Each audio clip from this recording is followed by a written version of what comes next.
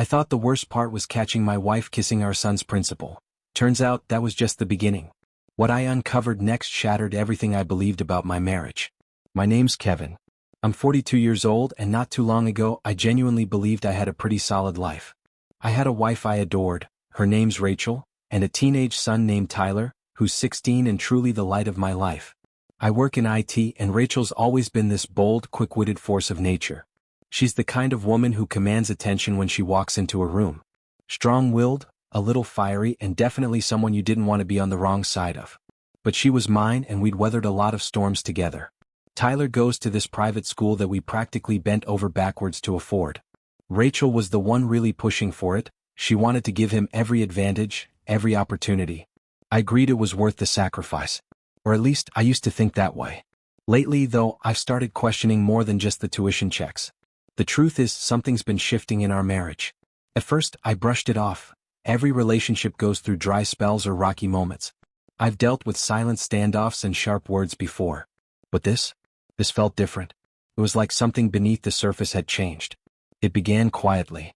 Rachel started pulling away, and when I'd ask about it, she'd wave it off, said she was just swamped with work. She's a realtor, so unpredictable hours come with the territory. But even for her, things started getting unusual. More late nights, more vague excuses. Client dinner. Property showing. Networking event. It all sounded normal, until it didn't. I still remember that one particular night. She didn't walk through the door until nearly 1 a.m. Said she'd been with a high-end client, finalizing a big sale. And I believed her. Why wouldn't I? This was Rachel, my wife of 17 years. But even as I nodded along, something gnawed at me. A quiet voice telling me something wasn't right. I silenced it. I didn't want to become one of those husbands, the jealous, mistrusting type. Looking back now, that night was the first step into something darker. And here I am, sitting with the pieces of a life I thought I understood, trying to make sense of how it all unraveled. I'll keep sharing more of it as I go. This is just the beginning, it only gets more tangled from here. So yeah, Rachel coming home late that night, that was the spark. After that, I noticed little things start to shift around our house. Nothing major at first, more like a faint background hum that gradually got louder. Her reasons for being out started piling up. Unexpected meeting, urgent site visit, client call, always something. And whenever I asked questions, she'd throw back a defensive barb like, "Do you not trust me now?" Or, "Kevin, I'm busting my tail for this family. You should be glad I'm this committed." Somehow, she always made me feel like I was the one out of line. And maybe I was? Rachel's always been independent. That's one of the things I loved most about her, her confidence, her drive. But recently, that independence started to feel more like distance. Like I wasn't her partner anymore, just someone she used to need. Even Tyler picked up on the shift. One evening, while we were sitting on the couch watching a game, he asked, "Dad, is Mom mad at you?" I didn't know how to answer. I smiled and told him, "Nah, buddy. She's just busy with work, you know how she is." I wanted that to be the truth. But I saw it in his face, he wasn't convinced. Kids are smart. They sense things even when we try to keep them in the dark. More time passed. Rachel became even more withdrawn, locked in her own bubble. Family dinners faded out. Whenever she was around, she'd be glued to her phone, texting someone with this intensity one couldn't ignore. She'd smile at her screen, then quickly close it if I got too close. I told myself it was just business stuff. But deep down, I was already fearing the worst. Our home didn't feel like home anymore. There was this thick silence hanging in the air, like I was living with someone who had one foot out the door. And Rachel, well, she was always good at hiding what she didn't want seen. I used to admire that about her. Now, it just felt like she was keeping me out, like I wasn't allowed in anymore. Then came the night that pushed me over the edge. Rachel came home well past midnight again, but this time, something felt off. Her hair was a little wild, her clothes slightly creased, like she hadn't just come from a professional dinner. She looked different. I asked how her meeting went and she snapped. No explanation, just irritation. And in that moment, something inside me shifted too. "Why do you keep asking me that?" "It's work, Kevin. I'm just tired, okay?" Her words hit me harder than I expected, but it wasn't just what she said, it was what she did next that really threw me. Instead of heading to our bedroom to unwind like she normally would after a long day, Rachel went straight into the bathroom. No eye contact, no small talk. Just straight to the shower. And I don't consider myself a paranoid guy, but that move, it didn't sit right. It felt overly calculated, like she was trying to wash something away. You ever get that gut feeling that something's just too perfect, too clean? I stayed up that night, lying on the couch, running everything through my mind. All the time she came home late, those cold stares across the dinner table, the way she took her calls in private now. The more I thought about it, the more the doubt crept in. But then the guilt followed right behind. This was Rachel. We'd spent almost 2 decades together. Maybe she was just under pressure. Maybe this really was about making ends meet, about giving Tyler the best shot we could. But the next morning, I did something I never thought I'd do. I looked through her phone. She'd left it on the kitchen counter while she went upstairs to get dressed. I stood there, staring at it, trying to talk myself out of it. But the feeling wouldn't go away. I picked it up, unlocked it, and started scrolling. Nothing. Just the usual. Work messages, chats with her mom, her friends. It all looked staged. Too tidy, too sanitized. Like it had been scrubbed. I was about to put it down and chalk it up to me losing my mind when a text popped in. A number I didn't recognize. Miss you already? I swear my heart stopped. I just stood there, frozen, phone in hand, trying to make sense of it. Who was this? Why would someone say that to my wife at 7 in the morning? Before I could even begin to react, Rachel came downstairs. I fumbled, locked her phone, and picked up mine like I hadn't just been invading her privacy. She looked at me for a second, one of those sharp, knowing looks, but said nothing. Just picked up her phone, read whatever message was still sitting there, smiled, and walked out like everything was perfectly normal. But that smile, it stuck with me. It didn't belong to me anymore. I couldn't stop thinking about that message. It looped in my mind all day. Miss you already? I tried to play it down, told myself maybe it was innocent. A friend. A joke. But deep down I knew better. I knew no one sends a message like that to a married woman first thing in the morning unless there's something going on. The next few days I was a wreck. I tried to go about life like nothing had changed, but everything had. Every time Rachel picked up her phone, I flinched. Every work meeting felt like a cover. I kept trying to convince myself I was imagining things, but I couldn't shake the feeling that something was slipping away, and fast. Still, I didn't confront her. I wasn't ready. I didn't want to accuse her without knowing for sure. I kept telling myself, Kevin, don't jump to conclusions. This is your wife, the mother of your son. You owe her more than suspicion. But that didn't stop the knot in my chest from growing tighter every day. And then Rachel started acting like she didn't even care if I noticed anymore. One evening she said she had a meeting that would run late. I offered to drive her, more out of habit than anything else, but she shook her head. It's fine, I'll grab an Uber, she said, flashing that same breezy smile. The one that made me feel like I was losing my grip. I sat in the quiet afterward, staring at the space where her car usually sat. The hours dragged by. Around midnight I heard her keys at the door. She came in, still looking polished, like she hadn't just spent the night working. But there was something else, this glow on her face like she'd just come back from somewhere that made her feel alive.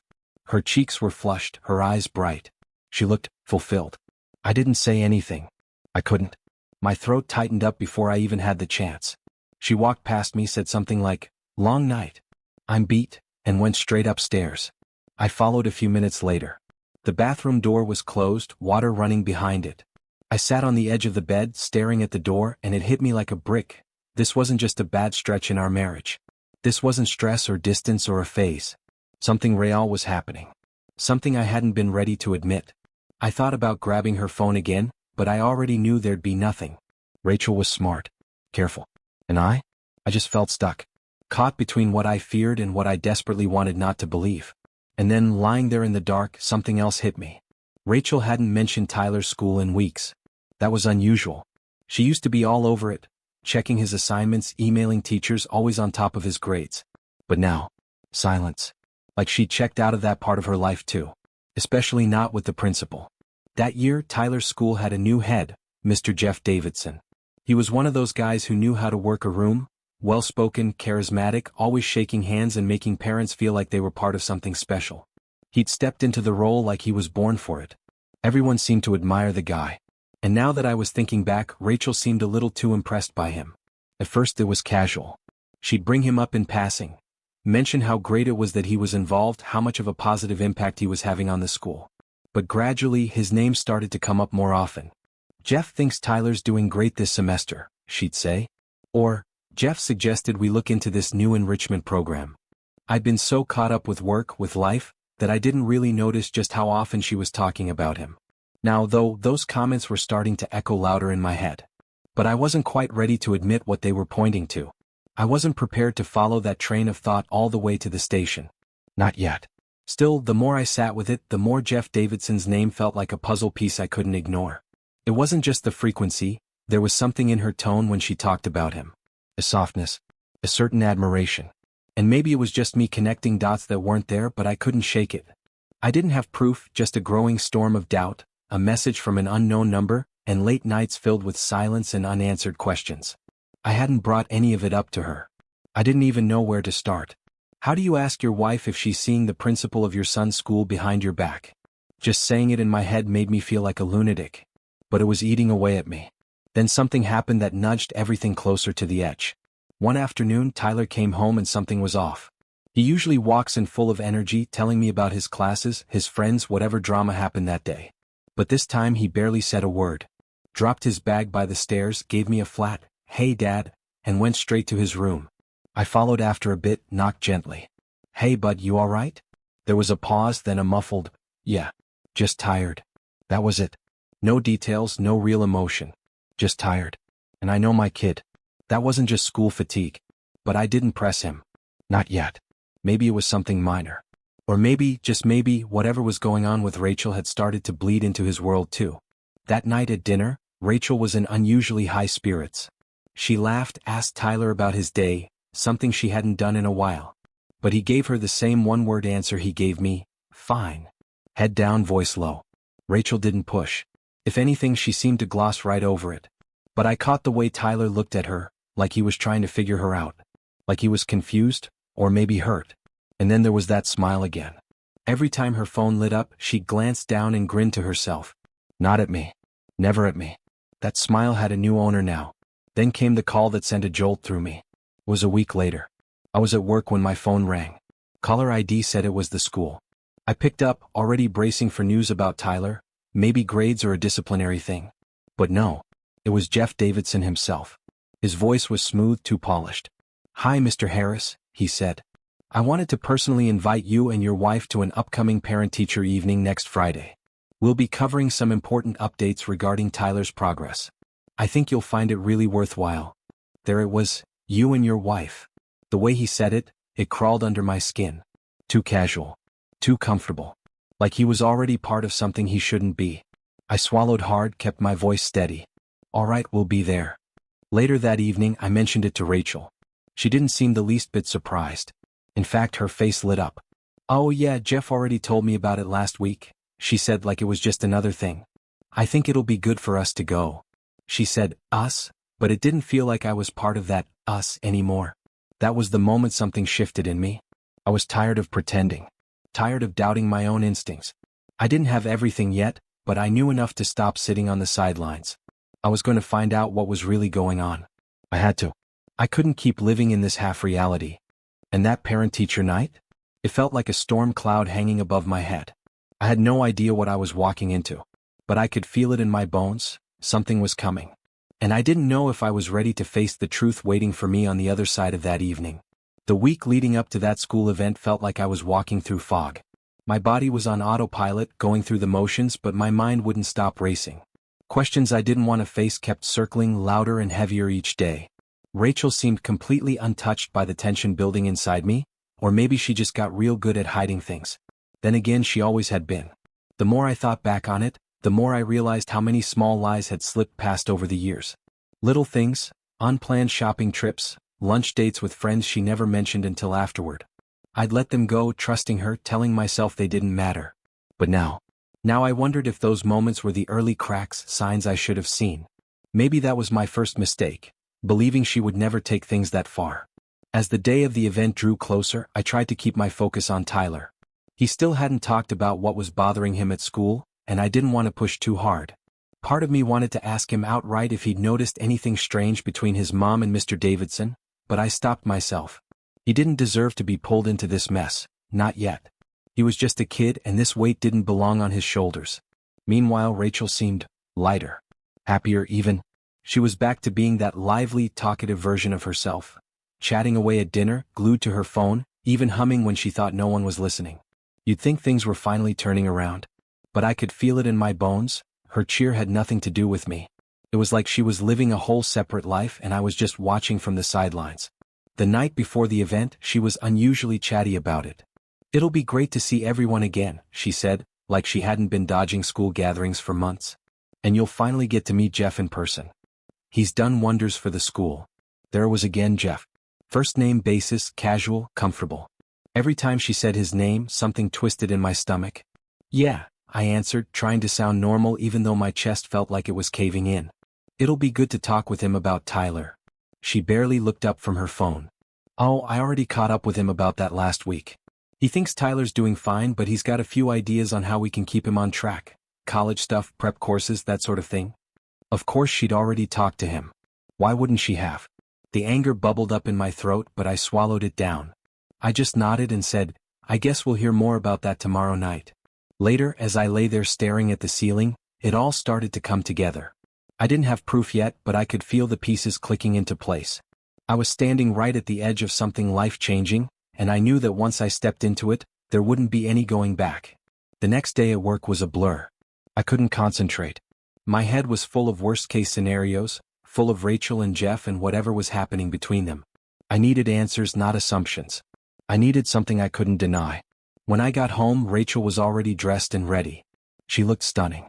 Her dress hugged her in all the right ways, her hair was flawless, and she even had on a little makeup, something she hardly ever wore unless it was a wedding or a date night. "You look nice," I said, and even I could hear the tension in my voice. She gave me a half smile. "Thanks. Figured I'd make the effort. It's an important night for the school." "Right. For the school." The car ride over was quiet. I tried making small talk, but Rachel barely responded, her eyes locked on her phone, a little smile tugging at her lips every time it lit up. She'd glance at the screen, tap it, lock it again. I didn't ask who it was. I didn't need to. The school was buzzing when we arrived. Parents mingling, teachers smiling, little clusters of laughter and conversation all around. But I wasn't paying attention to any of that. My eyes scanned the room for one person, Jeff Davidson. And there he was. Tall, clean-cut, looking like he walked out of a magazine ad for trustworthy school administrators. He was chatting with a small group of parents up near the front, his back turned to us. Rachel spotted him right away. Her face lit up, brighter than I'd seen in months, and without a second thought, she headed straight for him. She didn't even glance at me.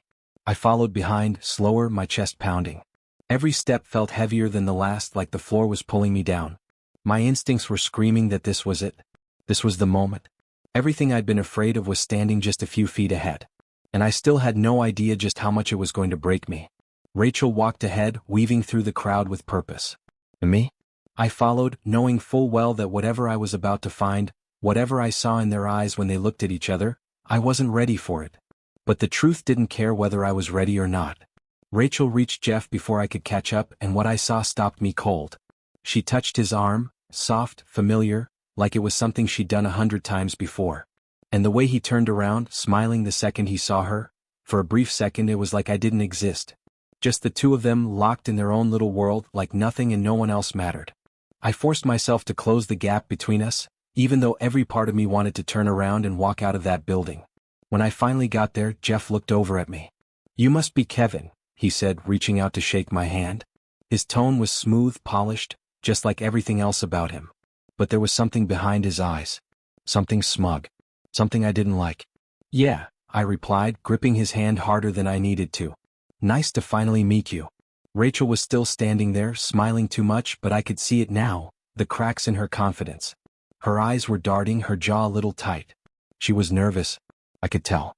And for a second I let myself wonder if maybe I was wrong. If maybe I had misread all the signs. But then Jeff's phone buzzed in his pocket.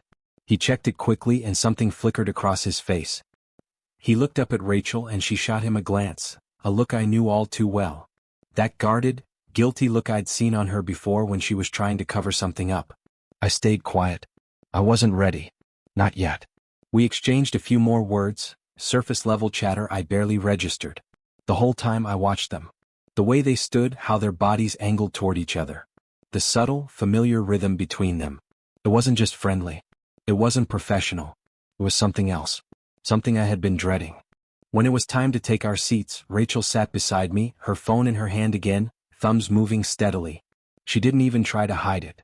I could feel her slipping further and further away, like I was sitting next to a stranger wearing my wife's face. Halfway through the presentation I couldn't take it anymore. I leaned in, keeping my voice low. "Who are you texting?" She didn't even blink. "It's just work stuff.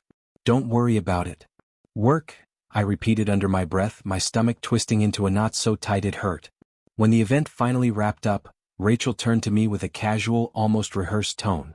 "I'm going to say goodbye to a few people. I'll meet you at the car." I nodded, but I had no plans to head to the car. Instead, I lingered back, keeping my eyes on her as she moved through the crowd. She didn't look for me once. I watched as Jeff broke away from a conversation and followed after her, just a few steps behind. That was all I needed. I gave them a minute, then slipped out into the hallway after them, keeping my steps quiet, my breath shallow. The corridors were empty now, silent except for the sound of their footsteps. My heart was pounding so loud I could barely hear. I turned the corner, and stopped cold. There they were, just outside his office. Not talking. Not laughing. Just standing there too close.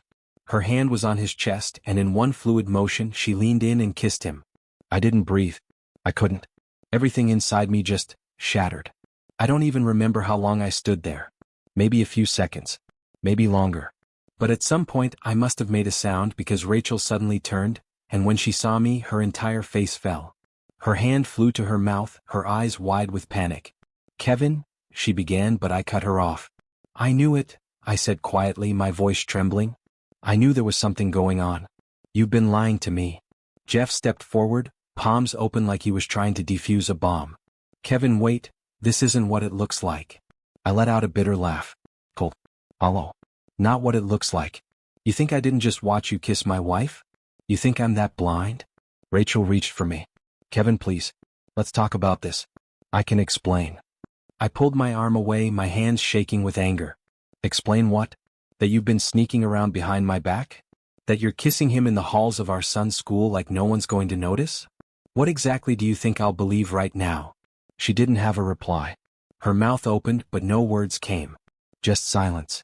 And in that silence, everything I'd been trying to ignore finally came crashing down. Every night she came home late. Every excuse. Every smile she gave someone else. Was all real. I turned away, my vision blurring, my chest tight with a mix of heartbreak and fury. I didn't wait for more lies. I didn't want to hear another word. There was nothing she could say now that would fix what had already been broken. The truth was out, and I was done pretending. That night marked the end of my marriage, and not quietly. Not with grace or closure. It ended in the most jarring, heart-wrenching way possible. I stormed out of that school like something inside me had snapped. My heart was thudding so hard it hurt, my thoughts colliding in my head faster than I could keep up. All I could see was Rachel and Jeff in that hallway, kissing like our life together meant absolutely nothing. The drive home was a blur. I gripped the steering wheel so tight my hands went numb. My entire world had collapsed, and all I could feel was rage, confusion, and this crushing sense of betrayal. At that moment I was ready to walk away from everything. No explanations.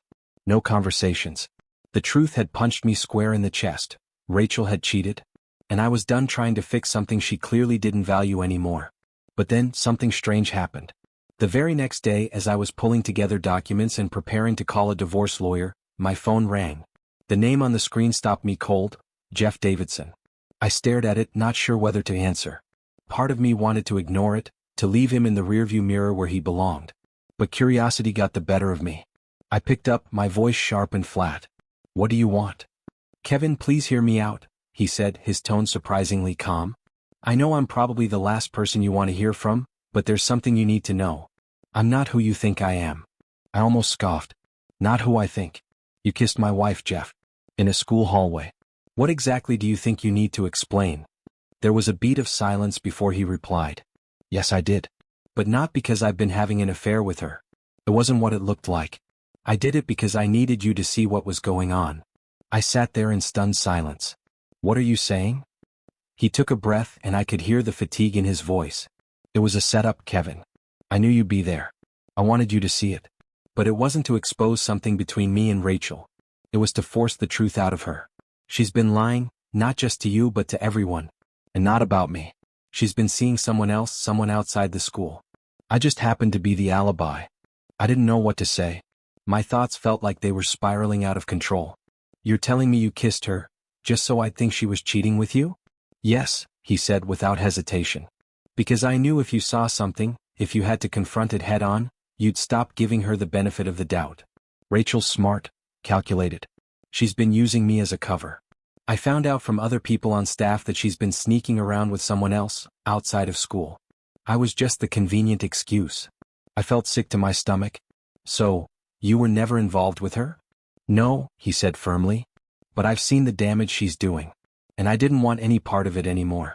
I figured if you caught her in the act, even a staged one, you might finally see the bigger picture. He paused, then added, I'm stepping down from my position at the school. I don't want this hanging over me or the school community. I'm out. I couldn't believe what I was hearing. The man I had been ready to fight just the night before was now walking away from his job to get me the truth? The man I thought had destroyed my marriage hadn't even been part of the real story. When I got off the phone, I sat in complete silence, the weight of everything pressing down on me. Suddenly, all the pieces started fitting together, the excuses, the business trips, the distance. Rachel hadn't just been unfaithful. She had manipulated the entire narrative. She used one man as a shield to hide another. And I had let it happen. I wanted so badly to believe she wouldn't betray me like that.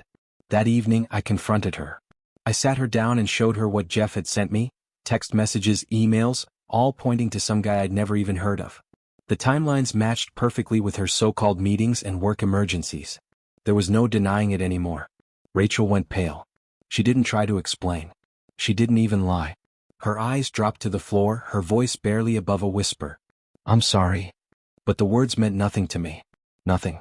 I don't want your apology, I said, cold and steady. I want a divorce. She looked up at me shocked. Kevin, please? No, I cut her off. I gave you chances. I trusted you. And now I see exactly what that trust was worth. It's over. There was nothing left to salvage. The truth had ripped through our lives like a blade. And this time I wasn't going to patch it up. I was done living in the shadows of someone else's lies. The days that followed were heavy but decisive. I filed the divorce papers without hesitation. Rachel didn't try to lie anymore. She had no explanations left, no more half-truths or distractions to lean on. She tried to make amends, told me she wanted to fix things, begged me to reconsider. But there was no going back. I was done. Jeff kept his word and resigned from the school. He removed himself from the entire mess Rachel had built. And as for her? Everything she'd carefully constructed, every layer of manipulation, every mask, came crashing down. There was nowhere left to hide. She had finally lost control, and this time it cost her everything. As for me? For the first time in years I felt free. It still hurt, of course it did, but beneath the pain was a kind of clarity I hadn't felt in ages.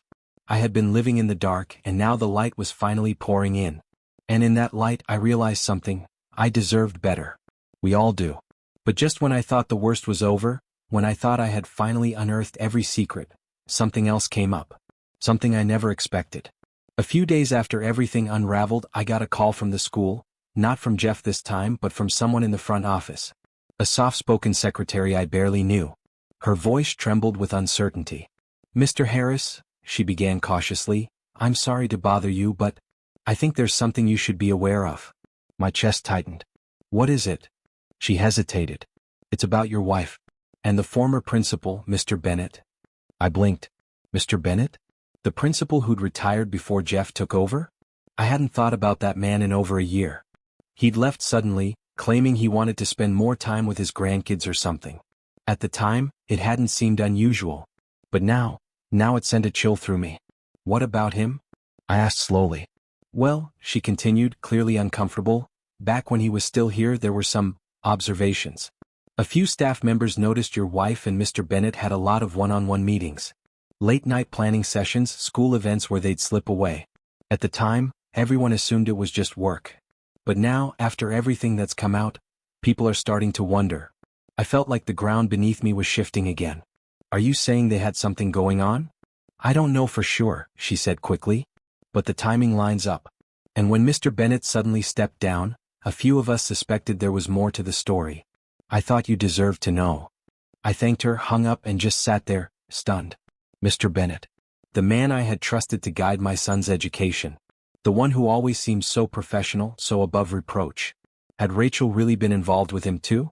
That would mean this whole thing started long before Jeff ever entered the picture. It all started to make sense. Rachel had been hiding things for a long time. And not just from me, from everyone.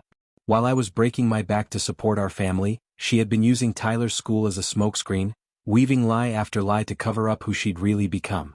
That night I sat Rachel down again. There was no yelling this time, no accusations. Just a quiet, exhausted truth that needed to be heard. Was it Bennett? I asked, my voice flat. She froze, and for the first time in a long time, I saw the truth in her eyes before she said a word. She nodded slowly. Yes. How long? Her voice cracked. It started a couple of years ago.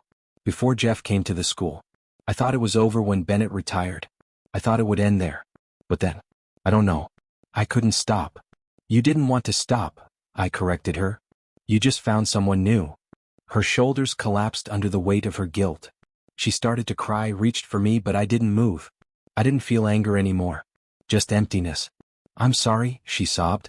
I didn't mean for any of this to happen. You didn't mean for it to happen? I asked, standing up. Rachel, this wasn't some mistake. You had affairs with two of our son's principals. You lied for years. How many more mistakes are there? She didn't answer. She didn't have to. I already knew. That was the final straw. The last brick in the wall I had been trying to break through for too long. The woman I had once trusted, once built a life with, she was gone. In her place was someone I didn't recognize, someone I didn't want to know anymore. I walked away feeling strangely calm. The pain had turned to resolve. I had already made the decision to end the marriage, but now I was at peace with it. The full truth was finally out. And for the first time in years, I wasn't carrying her secrets. I was free. When I sat down with Tyler to tell him about the divorce, I was ready for it to be one of the hardest conversations of my life. I expected confusion, maybe anger, a lot of pain. I rehearsed every word in my head, trying to prepare for how I'd explain what had happened without turning his world upside down. But when I told him, when I looked him in the eyes and said, "Your mom and I are getting a divorce," he didn't cry. He didn't even look surprised. "I know, Dad," he said softly, his voice steady and calm. I figured something was wrong. Mom hasn't really been around, and she hasn't seemed like herself. I don't want to live with her. I want to stay with you. His words hit me harder than I was ready for. My son, my only child, had already been carrying this truth on his shoulders. He had seen the cracks in our family before I even let myself admit they were there. And in that moment, I realized I hadn't lost everything. Rachel may have torn apart our marriage, but I still had Tyler. And that meant more to me than anything. We sat together for a long time that night, just talking. I told him what I could, just enough of the truth to help him understand without breaking him. He's always been mature for his age, but I still saw the pain behind his eyes. I knew it hurt hearing what his mom had done. But he didn't need all the graphic details. He just needed to know I was still here, and I wasn't going anywhere. After that, I filed for full custody. I didn't know what to expect, but Rachel didn't contest it. She didn't try to fight for him. She knew she'd already lost. Not just me, but the one person who still looked up to her. Her lies had cost her everything. Her marriage, her son, her role in this family. And now she had to live with the fallout. Alone. Tyler and I began to build something new, just the two of us. It wasn't perfect and the pain didn't disappear overnight, but we leaned on each other. We found peace in the quiet moments. In movie nights. In simple dinners and shared silences that didn't need words. And little by little the grief started to fade. Now when I look back at it all, it's like I'm watching a different life. Rachel's betrayal, it was like a slow poison that seeped into every corner of our home. But in the end the truth came out. And while it shattered what I thought was real, it gave me something else in return. Freedom. Clarity. Strength. I'll never forget the woman Rachel became. I'll never forget the way she chose lies over love. But I've let go of the weight of it. And so has Tyler. We're stronger than we've ever been, tighter than ever. And as for Rachel? She's left with the silence. The choices she made. The truth she can't escape. And us? We're finally free.